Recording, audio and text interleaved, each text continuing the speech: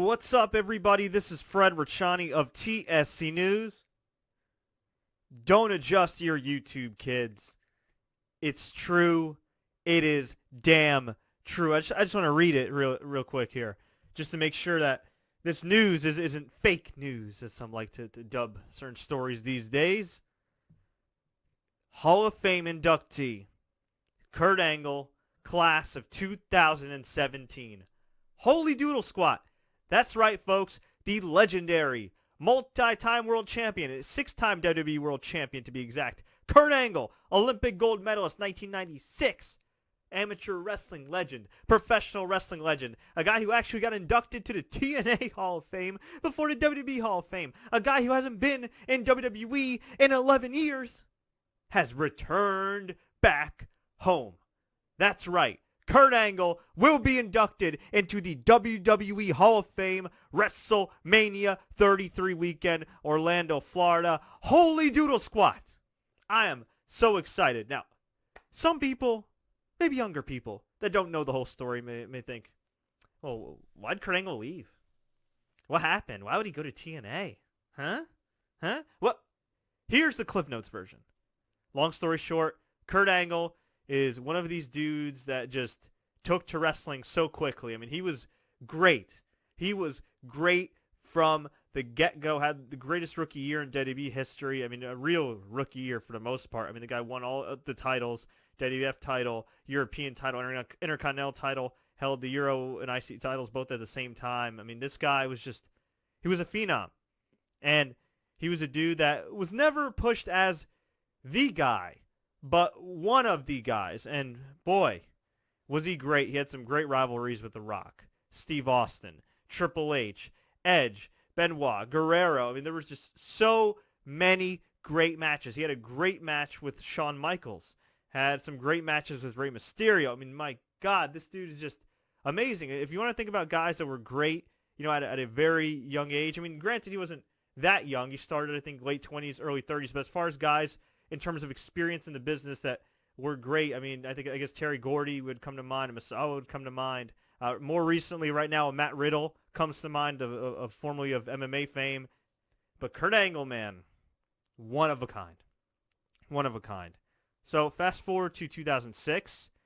It's a very different pro wrestling business. It's a very, very different business. At the time of his release, this was prior to the deaths of Eddie Guerrero and Chris Benoit. For those that don't know, when Eddie Guerrero passed away, it led to WWE instituting the wellness policy. Some say for PR reasons. Regardless of whatever reason it was instituted for, at the end of the day, it saved a lot of lives. It's helped a lot of people. And, Kurt Angle, a few months before WWE decided to enact this wellness policy, a few months before Eddie Guerrero tragically passed away, he refused to go to rehab. He had a problem, allegedly had a problem, and I guess Vince McMahon didn't really want a gold medalist dying on his watch, and who could blame him? Who wants anybody dying on their watch, right? So Kurt Angle was released. I believe at the time it was expected he'd get cleaned up, take a year off or something, or at least a few months, and then come back into the WWE fold. Instead, literally like a month later, he signed with TNA. He went on to have 3 of the most successful pay-per-view main events in TNA history back in 2006 and early 2007 with Samoa Joe, a mark which they have not reached or even come close to reaching ever since then. Think about it, 11 years later. So, Kurt Angle goes to TNA. He does very well in terms of in the ring, great matches, wins a lot of titles. Some would argue in certain storylines he was actually utilized better than he was in WWE.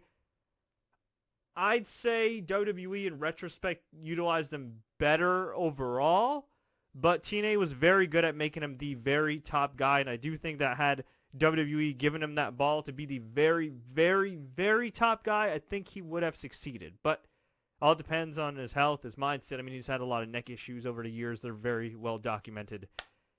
And that's that. I mean, he recently went to rehab a couple years ago, and the whole time people were asking, when is Kurt Angle going to come back? When is Kurt Angle going to come back? And reportedly, Vince McMahon did not want to bring Kurt Angle back because he was afraid that Kurt Angle would die in his watch because of Kurt's bad habits and, lifestyle and everything else. And look, it seems to me that he's somewhat clean, right? He's cleaned up his life. No arrests, no drug issues, nothing like that. You never know what truly goes on behind closed doors, but as far as on the outside looking in, he seems to have cleaned up his life. He has a couple kids now with his new wife. He seems to be a great dad. A lot of people speak very highly of him when they book him on independent shows. You don't hear anything bad, any kind of odd behavior about Kurt Angle the last 2-3 years. So kudos to him for turning his life around. And look, I'm sure he'll tell you himself, a lot of what happened in his life has been self-inflicted. That being said, a lot of it came entertaining us, busting his ass, trying to give fans the best possible match. And if there's one regret as a fan I have for Kurt Angle, it's that a lot of his remaining prime years were spent in TNA. And nothing against TNA. You know, he had a lot of great moments, memorable moments you could YouTube right now from TNA. But there were times where he wrestled, I think, Ken Anderson, the former Ken Kennedy, in some random cage match. Didn't mean a damn thing. Yet he did a moonsault off that cage, missed Ken Anderson, landed flat on the mat.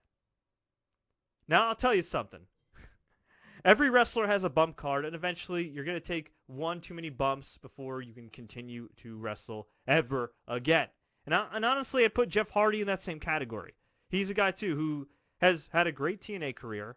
But selfishly, as somebody who grew up watching Jeff Hardy, I really would have liked to have seen some of those bumps saved for a WWE return. But at the end of the day, both guys got compensated very well. In the case of Jeff Hardy, he's apparently still getting compensated well by TNA, so good for them. And look, better late than never. I'm sure we'll see the Hardys at some point in the WWE Hall of Fame.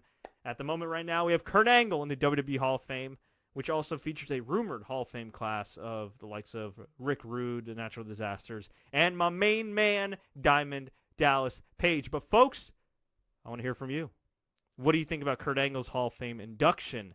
What do you think about the potential of Kurt Angle actually returning to the ring, albeit on a part-time basis in WWE? Let me know.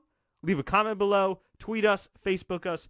Do what you got to do. If you enjoyed this update, please like, share, take care, and don't forget to subscribe for more pro wrestling news updates. It's true.